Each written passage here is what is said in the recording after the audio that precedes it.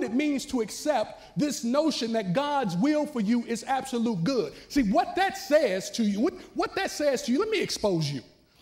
What that says to you is that if you're experiencing anything right now that is not good, you're outside of God's will. If it's true, if God's will for you is absolute good, then anything that you experience that's counter to that has you outside of, at least in your mind, the will of God. Now, I submit to you that you can't really be outside of the will of God. But if your consciousness makes it so, then guess where your consciousness will place you? Outside the will of God.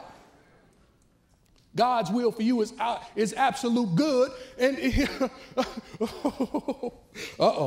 See, sometimes the conditioning of this is why you have to watch Nebuchadnezzar. This is why you got to watch Nebuchadnezzar. See, the conditioning of your soul will trick you into believing what God's will for you is. The way that you've come up, the way that you've learned, the way that you've been conditioned has to be let go so that you can come into what is really God's will for you as absolute good. The fact that people around you said you were dumb or you couldn't sing is not nearly a good enough reason for you to stop being outside of the will of God.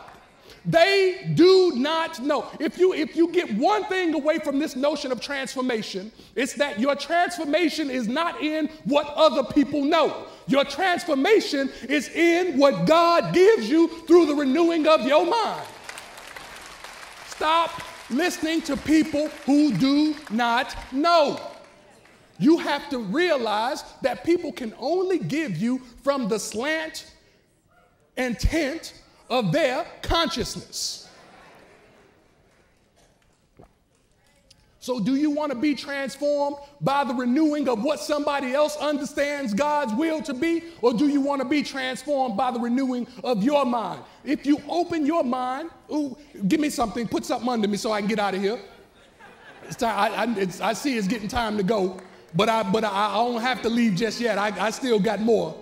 I still got more. I still love you. You might not love me, but I still love you.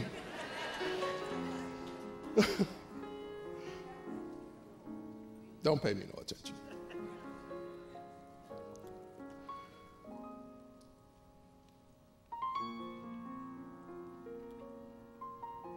In the story of Daniel, because the Israelites knew who they were, they would not bow to the image.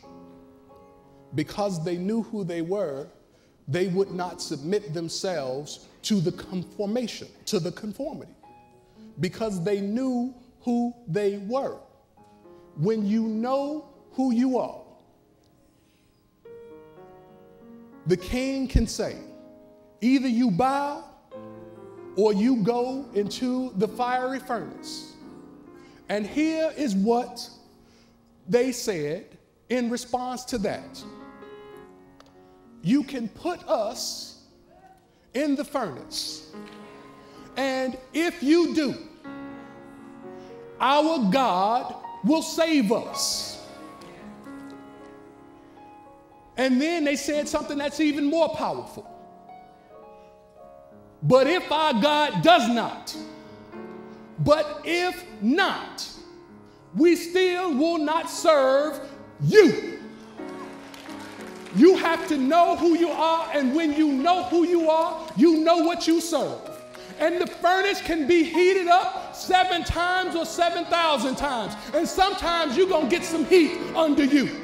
Sometimes you're going to get a show enough chance to be burned and have that chaff burned off of you. And when it burns off of you, you're going to find yourself in that furnace. But if you know who you are, if you know who your source is, if you have been transformed and your mind is renewed, you can get in the furnace. And when he looked, they said, look, like when we put them in there, we saw 3 and they were bound, and now we see 4 and they're walking around. The transformation of the Holy Spirit will change your whole situation, condition, and circumstance. I submit to you that nothing formed against you shall prosper, especially not when you transform your mind.